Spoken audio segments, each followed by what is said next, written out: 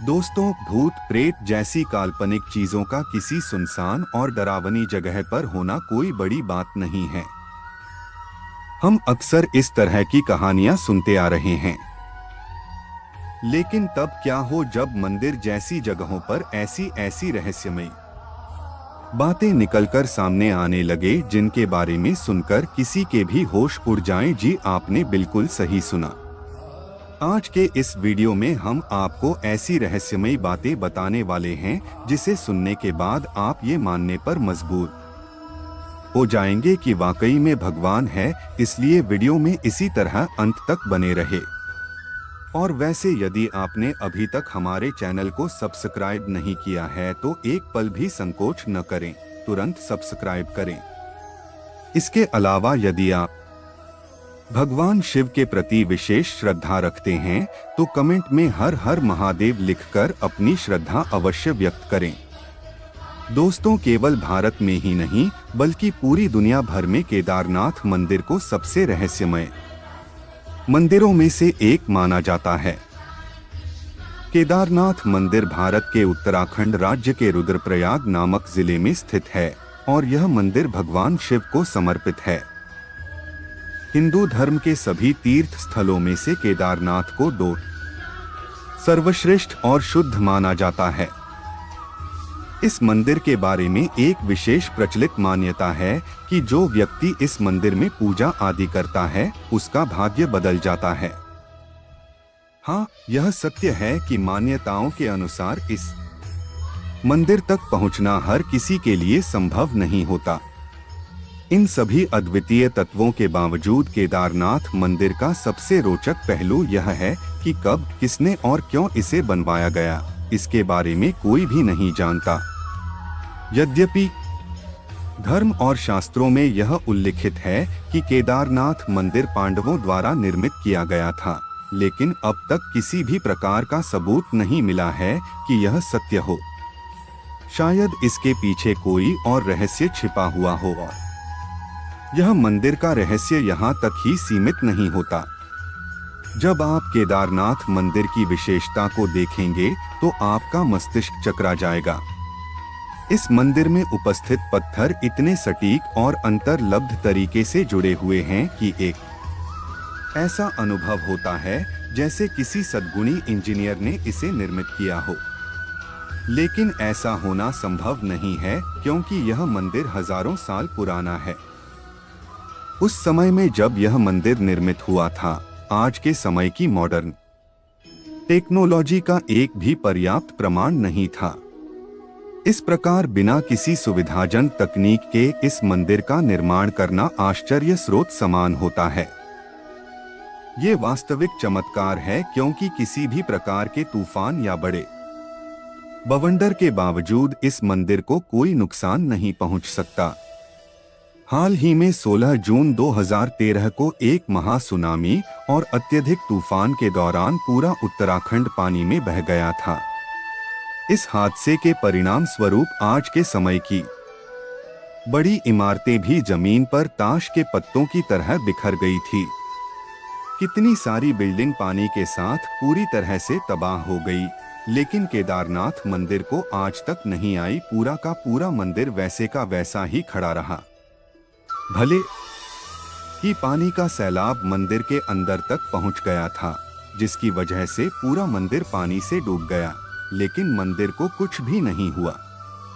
जी हाँ, आज भी आप मंदिर को ठीक वैसा ही देखेंगे जैसा ये सालों पहले बनके तैयार हुआ था। अब ये बात सुनकर बहुत से लोगों को लग रहा होगा कि इसमें कौन सी बड़ी बात है। तो दोस्तों, जरा रुक जा। अब हम आपको जो बताने वाले हैं उसे सुनने के बाद आपके रोंगटे खड़े हो जाएंगे, क्योंकि उस वक्त बाढ़ के समय हर तरफ सिर्फ और सिर्फ पानी दिखाई दे रहा था।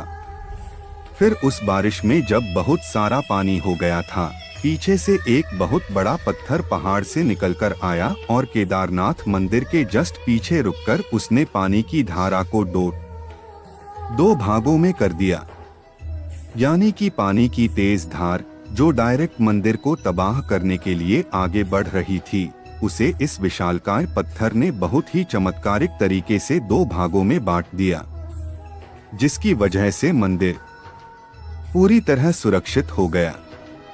ऐसे में सबसे बड़ा सवाल यह है कि जब लेटेस्ट टेक्नोलॉजी और मजबूत पत्थरों का इस्तेमाल करके बनी बड़ी बड़ी बिल्डिंग्स पानी के बहाव को नहीं झेल सके और टूटकर बिखर गई, तो भला केदारनाथ मंदिर क्यों नहीं डूब सकता था? अब आप इसे कुछ भी कहें, लेकिन जब सारे बिल्डिंग्स टूटकर बिखर रहे थे तो एक विशालकाय पत्थर ने मंदिर को सुरक्षित रखने का काम किया।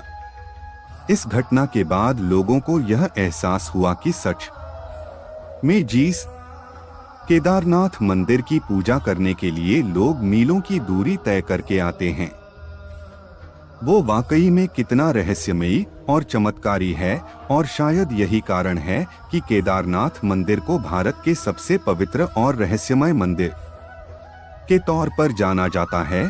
और जो लोग केदारनाथ के दर्शन करने के लिए गए होंगे, उन्हें ये तो पता होगा कि वहां पर एक कुंड है जिसका नाम रेतस कुंड है। पर क्या आप ये बात जानते हैं कि जब कोई यहाँ पर ओम का जाप करने लगता है तो उस कुंड में से बुलबुले निकलने लगते हैं? अब जाहिर सी बात है, ये कोई नॉर्मल चीज तो है नहीं। इसलिए बहुत से अलग अलग एक्सपर्ट और रिसर्चर्स ने यहाँ आकर इस बात को जानने की कोशिश की कि आखिर ऐसा क्यों होता है। पर इतनी सारी खोजबीन करने के बावजूद उन्हें इसका कोई भी वैज्ञानिक तर्क नहीं मिला। और अभी भी बहुत से वैज्ञानिक ये बात सोचने में लगे हुए हैं कि ओम का जाप करने पर ही इस कुंड से बुलबुले क्यों निकलते हैं। अगर आपको इस बात का जवाब पता हो तो हमें और हमारे दर्शकों को कमेंट में बताना मत भूलिएगा। और दूसरा ये बात तो आप भली भांति जानते हैं कि केदारनाथ एक ऐसा धाम है जो 6 महीने खुला रहता है और 6 महीने बंद रहता है। पर दिमाग को हिला देने वाली बात तो तब पता चलती है जब 6 महीने ये मंदिर बंद रहता है, तो यहाँ सबसे ज्यादा अजीब घटना घटती है जिससे वहाँ के लोग महसूस भी कर सकते हैं। असल में केदारनाथ मंदिर के आसपास रहने वाले लोगों का यह कहना है कि जब 6 महीने इस मंदिर का द्वार बंद हो जाता है तो किसी को भी इस मंदिर के अंदर प्रवेश नहीं करने दिया जाता है, फिर चाहे वह कितना भी बड़ा वीआईपी ही क्यों ना हो। एक बार अगर मंदिर का कपाट बंद हो गया तो वो सीधा 6 महीने बाद ही खुलता है और पूरे 6 महीने मंदिर में किसी भी प्रकार की कोई साफ सफाई नहीं होती।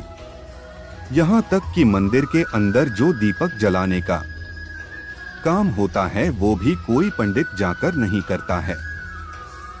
यानी कि मंदिर के अंदर का पूरा प्रवेश बंद कर दिया जाता है और सिवाय उस मंदिर के अंदर भगवान भोले के और कोई नहीं होता।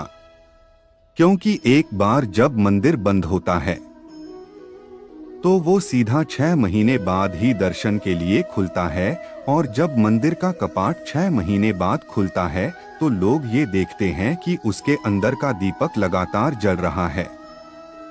जाहिर सी बात है दोस्तों, अगर आप किसी कमरे को 6 महीने तो क्या 6 दिन के लिए भी बंद करके चले जाएंगे, तो जब उसे दोबारा से खोलेंगे तो उसमें बहुत सारी धूल, मिट्टी और तरह तरह के कीड़े मकोड़े घूमने लगेंगे। यानी कि जिस हाल में आपने उस कमरे को छोड़ा होगा, उस हाल में तो कमरा बिल्कुल भी नहीं होगा, क्योंकि कमरा बंद हो या फिर खुला हो, अगर हम उसमें साफ सफाई नहीं करते तो प्रकृति किसी ना किसी तरीके से उस पर अपना कब्जा करना शुरू कर देती है। फिर चाहे धूल मिट्टी के जरिए हो, केदारनाथ मंदिर की अखंड ज्योति अभी भी सुरक्षित जल रही है। तो सब बोलो केदारनाथ बाबा की जय हो।